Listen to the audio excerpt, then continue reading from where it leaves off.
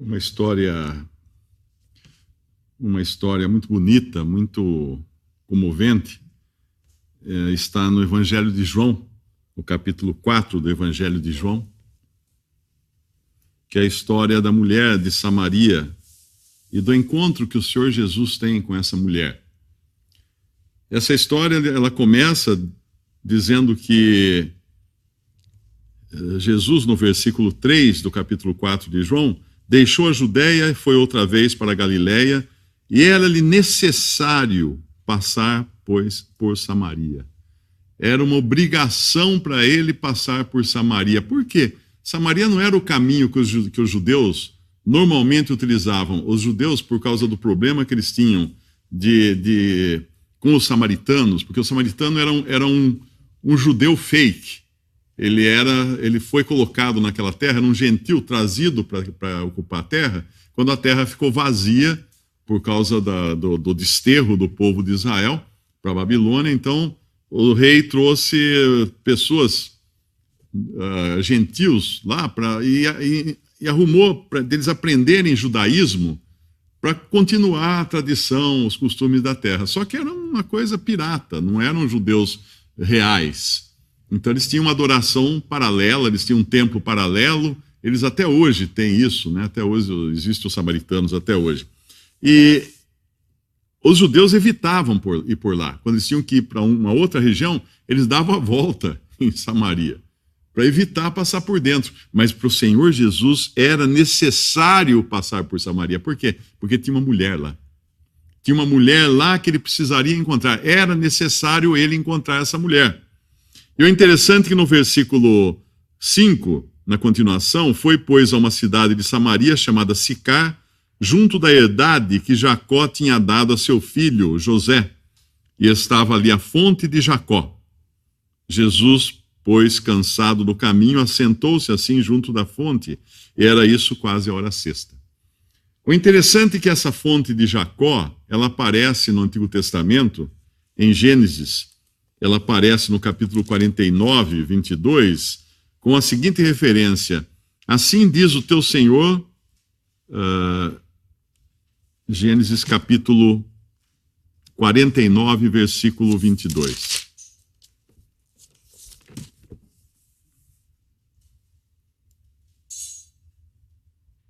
Quando Jacó abençoa seus filhos antes de morrer, ele fala de José no versículo 22. José é um ramo frutífero junto à fonte, seus ramos correm por sobre o muro.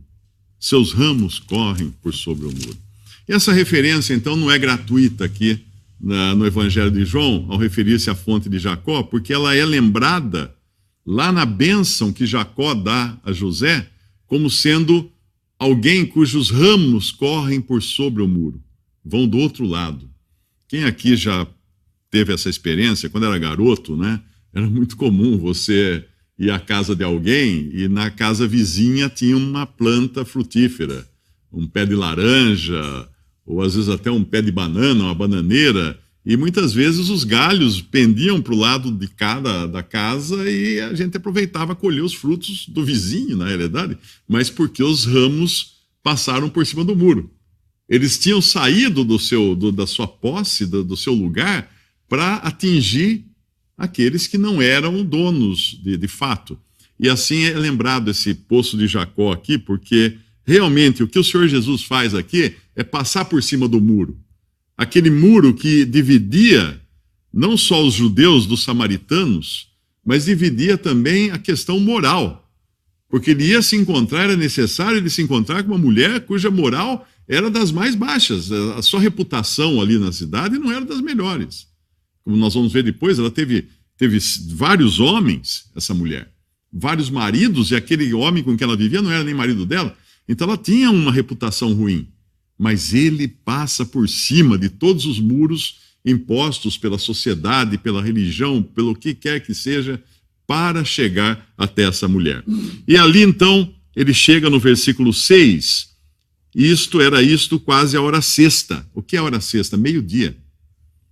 Na contagem de hora dos judeus, a hora sexta era meio-dia. Agora tem essa mulher ali, no versículo 7, veio uma mulher de Samaria tirar água. Como que essa mulher foi meio-dia tirar água? As mulheres não iam ao meio-dia tirar água. As mulheres iam em grupos de manhã tirar água do poço. Era assim o costume da época. Elas não iam sozinhas, elas iam em grupo para tirar água do poço. E de manhã, porque de manhã era a hora mais fresca do dia. Você não vai fazer um trabalho tão cansativo quanto carregar água, tirar água, carregar, na hora mais quente do dia. E ali está essa mulher, sozinha, na hora mais quente do dia. Por que isso? Porque provavelmente a sua consciência não permitia que ela fosse junto com as outras mulheres. Ela não se sentia digna, ela não se sentia limpa, ela não se sentia moralmente aceita pelas outras mulheres daquela sociedade samaritana. Ela vai separada, ela vai num horário que ninguém vai vê-la. Ela vai meio-dia. E justamente nesse horário está ali o Senhor, e ele faz um pedido muito estranho a ela. No versículo 7, veio uma mulher de Samaria tirar água, disse-lhe Jesus: dá-me de beber, porque os seus discípulos tinham ido à cidade comprar comida.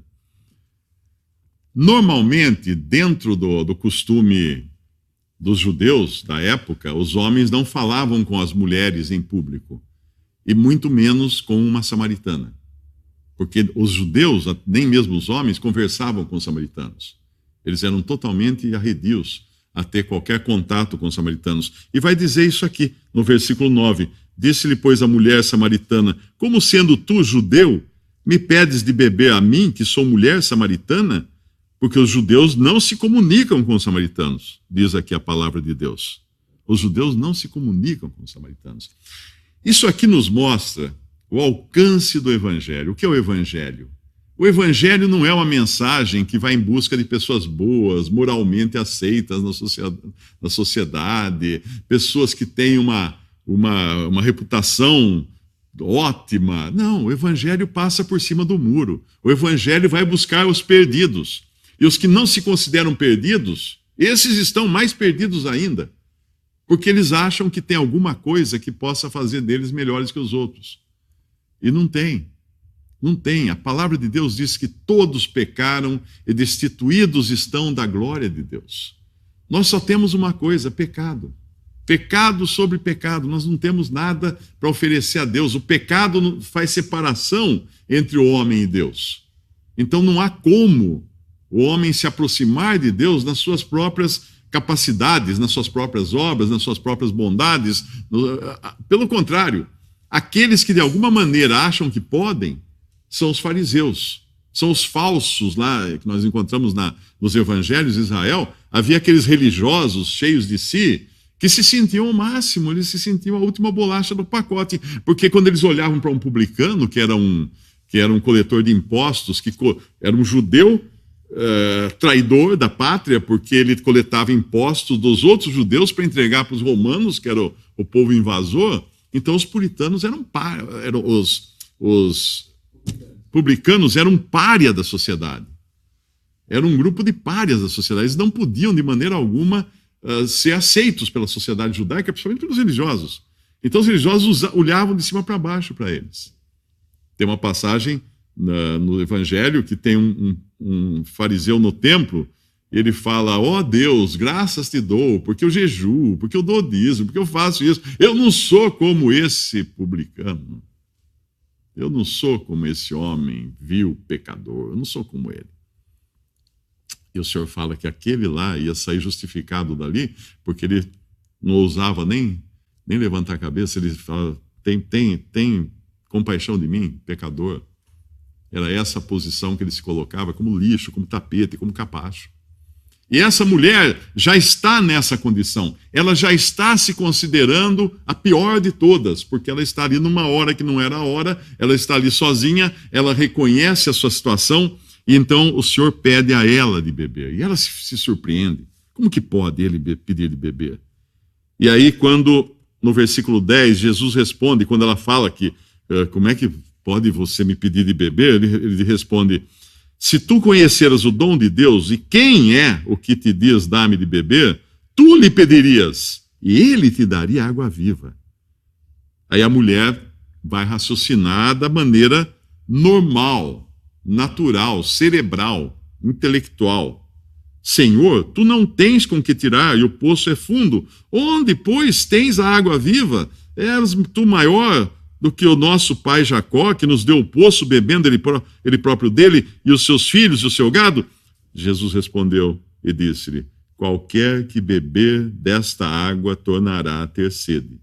Mas aquele que beber da água que eu lhe der, nunca terá sede, porque a água que eu lhe der se fará nele uma fonte d'água que salte para a vida eterna. Disse-lhe a mulher: Senhor, dá-me dessa água, para que não mais tenha sede, e não venha tirá-la. Se eu tivesse uma engarrafadora de água mineral, eu acho que eu colocaria na embalagem: quem beber desta água tornará a ter sede. Porque é uma excelente maneira de pregar o evangelho. Porque essa frase que o Senhor fala para ela, você pode trocar qualquer outra coisa e colocar qualquer coisa. Quem tiver dinheiro tornará a se sentir pobre. Quem tiver comida tornará a ter fome. Quem tiver relacionamentos tornará a se sentir sozinho. Quem tiver qualquer coisa, essa qualquer coisa que tiver, vai deixá-lo insatisfeito. Vai acabar uma hora, não vai satisfazê-lo totalmente. E é isso que ele vai revelar para essa mulher agora. Agora mesmo ele vai revelar, porque quando ela fala: me dá dessa água para que eu não volte a ter sede, o que ele faz para ela? Ele faz uma pergunta. Disse-lhe Jesus: vai, chama o teu marido e vem cá. Ele dá uma ordem para ela: chama o teu marido e vem cá. E a mulher respondeu e disse: não tenho marido. Disse-lhe Jesus: disseste bem, não tenho marido, porque tivesse 5 maridos, e o que agora tens não é teu marido. Isso disseste com verdade. Aqui estava uma mulher que já tinha procurado água o tempo todo da vida. 5 maridos e um agora que não era seu marido. Ela buscava nos relacionamentos a satisfação da sua vida, e ela não encontrava. Porque ela tentou tantas vezes e não achou. O que acontecia com ela? O problema era esse: ela buscava algo que voltava da sede, a água que não era permanente. Uns vão buscar no dinheiro, outros vão buscar nos relacionamentos, outros vão buscar na saúde. Hoje é muita academia, aquela coisa toda, mas uma hora acaba. Não vai matar a sede, não vai suprir a necessidade, não vai trazer satisfação permanente. E o que Cristo está oferecendo aqui é satisfação permanente. Não só satisfação, mas como nós vamos ver mais à frente, é perdão de pecados. Essa mulher agora tem que se reconhecer pecadora. Mas o que acontece quando você coloca alguém contra a parede? Essa pessoa muda de assunto. Essa pessoa pula fora. Essa pessoa diz: não, isso aí é bom para o fulano ali. Não, vamos falar de futebol, vai. Vamos mudar de assunto, vai. Eu não estou gostando da conversa. É isso que ela faz aqui. No versículo 19, ela fala assim: disse-lhe a mulher, depois que ele fala assim: tiveste 5 maridos e o que agora tens não é teu marido, isso disseste com verdade. O que ela fala? É mesmo, puxa, aqui. Não. Ela sai pela tangente. Disse-lhe a mulher: Senhor, vejo que és profeta. Quem sabe ele agora, eu falando isso, ele se sente, prestigiado e para de olhar para mim, para de olhar por dentro de mim, como ele tem olhado até agora. Senhor, vejo que és profeta. E ela faz uma pergunta: nossos pais adoraram neste monte, e vós dizeis que em Jerusalém é o lugar onde se deve adorar. O Senhor percebe o estratagema dela. Ela tenta fugir. E o que ele faz? Ele é paciente. Ele é paciente com todos, ele é paciente conosco. Você já buscou a Cristo? Você já buscou dizer a Ele da sua necessidade, confessar a Ele a sua necessidade? Você já buscou contar para Ele que tivesse 5 maridos, que o que agora tem não é seu marido? Você já buscou dizer a Ele que todas as suas tentativas de encontrar felicidade, de encontrar paz e alegria nesta vida, porque a salvação não é para uma coisa etérea, futura apenas, não é um negócio: tá bom, eu quero crer no Evangelho, para um dia, se eu morrer, vou para o céu, tal. Não é isso, não é apenas isso, a salvação começa agora. A alegria da salvação, o prazer de saber que seus pecados foram todos perdoados, É já. É hoje. É quando você crê em Cristo como seu Salvador, a sua vida nova começa. A sua vida nova começa. A alegria já está pronta agora para você desfrutar dessa pessoa que é Cristo. E quando ela pergunta isso, ela fala do templo, Jesus respondeu e disse-lhe, se tu conheces... mais adiante, quando ela fala dos maridos, não é? Disse-lhe Jesus, mulher, crê-me, que a hora vem em que nem neste monte, nem em Jerusalém adorareis o Pai. Vós adorais o que não sabeis, nós adoramos o que sabemos, porque a salvação vem dos judeus. Mas a hora vem, e agora é, em que os verdadeiros adoradores adorarão o Pai, em espírito e em verdade, porque o Pai procura tais que assim o adorem. Deus é espírito, e importa que os que o adorem em espírito e em verdade. Essa mulher agora, a dúvida dela está esclarecida. Ela não pode dizer assim, ele nem me respondeu a minha pergunta, a minha dúvida, não é? Que, na verdade, ela trouxe aquilo, colocou aquilo entre ela e o Senhor para ver se ele parava de fazer um raio-x dela. Mas ele responde, educadamente ele responde. Ele deixa claro que sim, que estava errado. Sim, o templo dos samaritanos não tinha nada a ver. O monte dos samaritanos não tinha nada a ver. O templo era o templo de Jerusalém. Era lá que Deus tinha escolhido para ser adorado. Não tinha dúvida quanto a isso. Ele esclarece ela. Ele deixa muito claro isso para ela. Aí quando ele fala isso, que Deus é espírito, importa que os que adorem em espírito e em verdade, a mulher disse-lhe, eu sei que o Messias, que se chama o Cristo, vem, e quando ele vier, nos anunciará todas as coisas, nos anunciará tudo. Jesus disse-lhe, eu sou, eu que falo contigo. Ele usa a mesma expressão usada lá por Jeová, que é Jesus no Antigo Testamento, quando Moisés se apresentou a ele, e Jeová falou para Moisés, deu instruções para ele libertar o povo de Israel da escravidão do Egito, e Moisés perguntou, mas quem que eu vou dizer que mandou eu fazer isso? Diga que o eu sou mandou. Eu sou o que sou. Eu sou. Esse é o nome com o qual Deus se revelou, que o Senhor Jesus, o Senhor Jeová, se revelou a Moisés. E agora aqui ele fala isso. Eu sou. Eu que falo contigo. Essa mesma expressão que ele usaria um pouco mais adiante, quando os soldados tentam prendê-lo e perguntam quem é Jesus, ele fala, eu sou, e os soldados caem para trás. Foi um piscar, um flash daquele nome. Era tanto poder que os soldados não puderam ficar em pé, caíram para trás.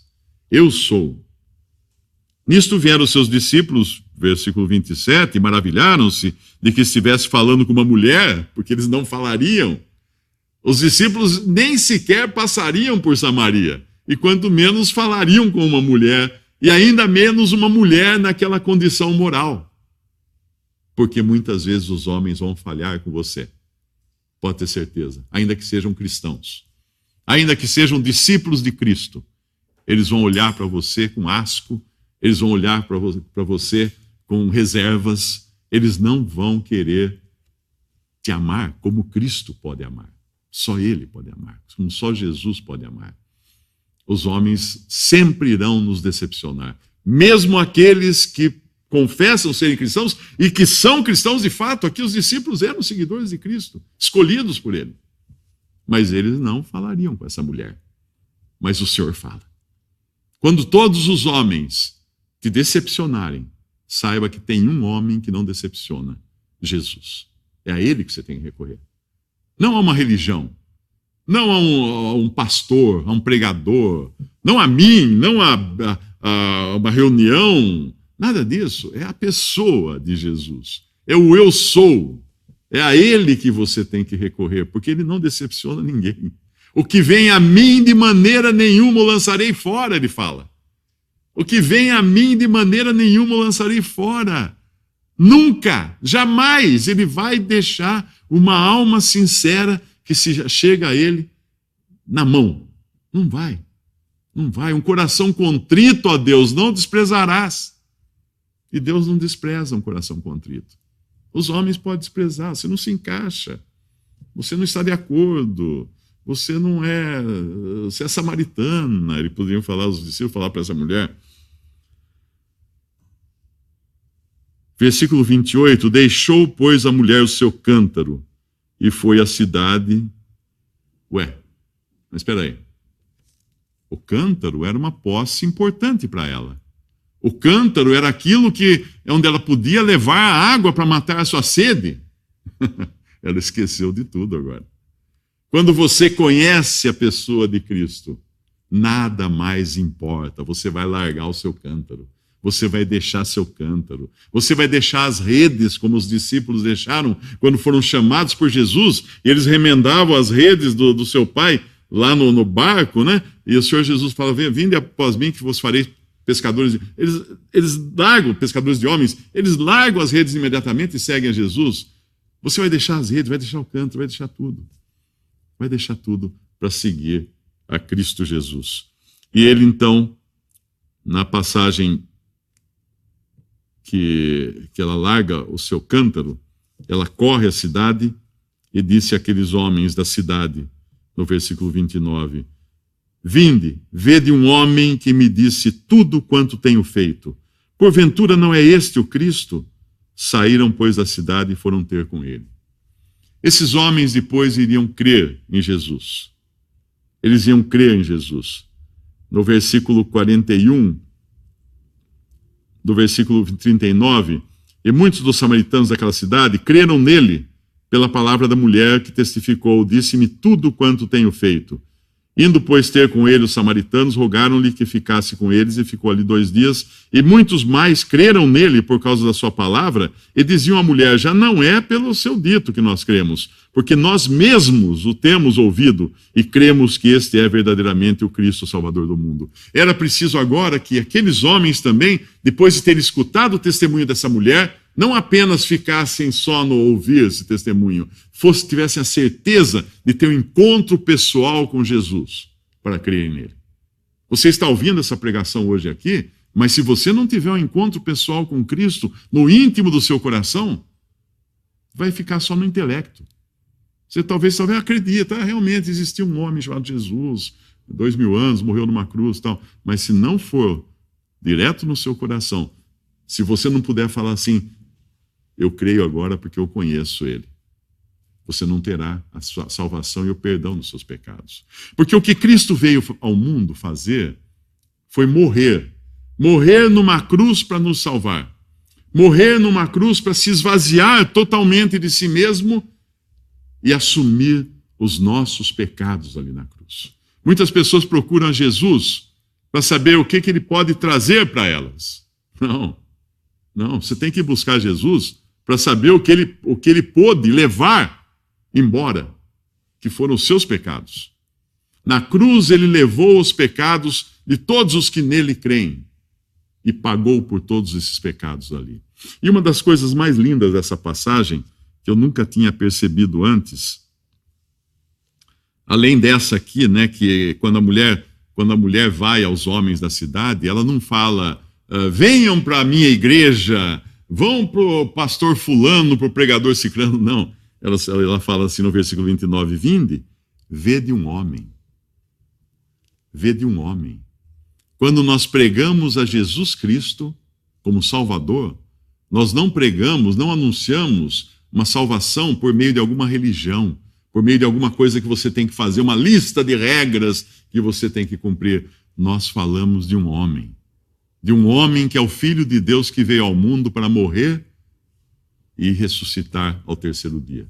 Cristo Jesus veio, morreu pelos nossos pecados e ressuscitou ao 3º dia para a nossa justificação. Um homem. É desse homem que você precisa para ter a salvação. É desse homem que você precisa. Mas a coisa mais linda, como eu estava falando aqui, que eu vi nessa passagem e nunca tinha percebido isso, é que quando ele está ali com essa mulher, ele fala uma palavra, dá-me de beber, porque ele está com sede. Porque um pouquinho antes fala que ela assentou-se, Jesus, pois cansado do caminho, assentou-se assim junto à fonte, ele estava com sede. Ele estava com sede, como um homem qualquer, ele tinha sede, ele tinha fome, ele tinha cansaço. Ele estava com sede. E ele é como se ele falasse para essa mulher: tenho sede. Esperando que ela agora fornecesse água para ele, água normal, mas ele puxava um assunto para ver se agora ela sentia a sua sede também. Uma vez que ela tinha buscado em 5 maridos e nenhum tinha satisfeito a sede dela, e nem outro agora com que ela vivia também não tinha resolvido o problema. Ele se identifica com ela. Ela ali era uma mulher com sede, uma mulher insatisfeita com tudo que ela tentou encontrar na vida para satisfazê-la e não conseguiu. Ele se coloca na posição dela, de alguém que está com sede. De alguém que está com sede.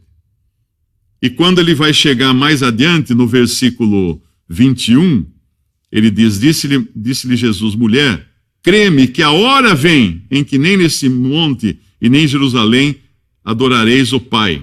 E mais adiante no versículo 23, ele fala: mas a hora vem, e agora é, em que os verdadeiros adoradores adorarão o Pai em espírito e em verdade.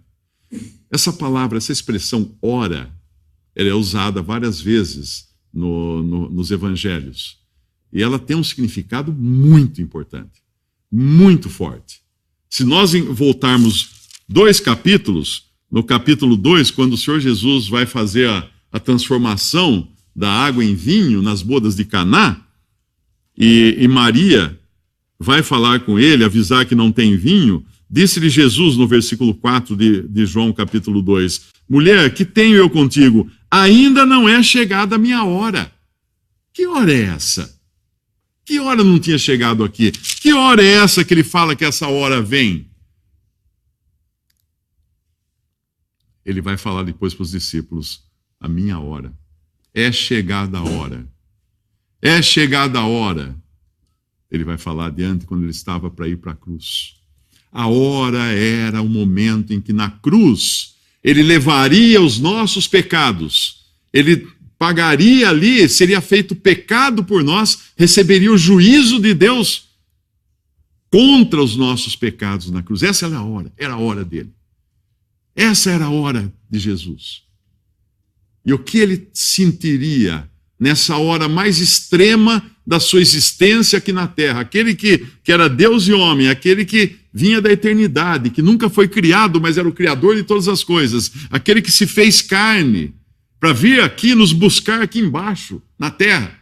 E não só aqui embaixo, mas desceu ao mais fundo do juízo de Deus, desceu até a morte. O que ele sentiria naquele momento extremo de enfrentar a cruz? Ele diria assim: tenho sede.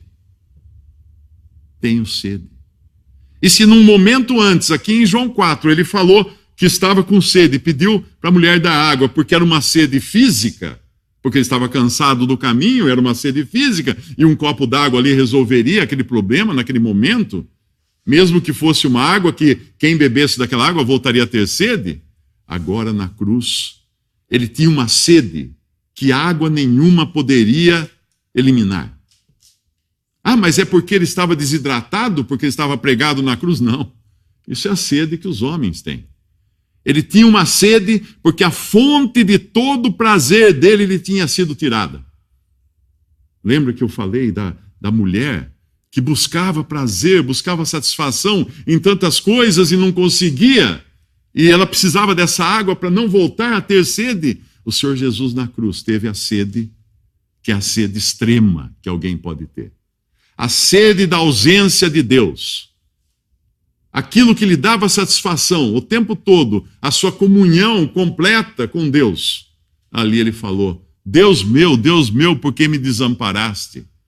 Porque Deus virou a face dele. Deus o deixou sozinho ali na cruz para sofrer sozinho. Ele tinha sede daquela única coisa que podia lhe dar satisfação, porque ele foi feito pecado em nosso lugar e recebeu ali o juízo por nós. E se você agora crê em Jesus como seu Salvador, aquele sacrifício dele não terá sido em vão para você. Não foi em vão de maneira nenhuma, porque ele veio ao mundo para tirar o pecado do mundo. Ele veio e cumpriu a sua missão, a sua obra. Mas para você, terá sido em vão, a menos que você agora o aceite como seu Salvador. A menos que você agora creia que na cruz ele levou todos os seus pecados ali. E ele está oferecendo um perdão completo de todos os seus pecados. Creia em Jesus como seu Salvador e receba não só a satisfação eterna no céu, que será a coisa mais maravilhosa, mais incrível, mais perfeita, mas comece hoje a desfrutar dessa água que não deixa mais ter sede. A satisfação da comunhão com Cristo Jesus.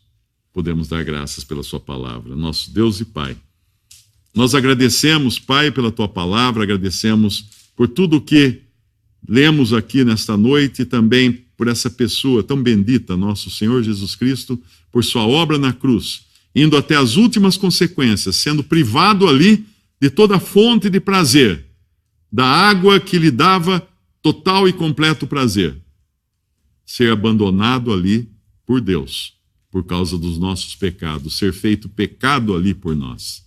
Agradecemos porque ele ressuscitou. A sua obra foi completa, a sua obra foi aceita.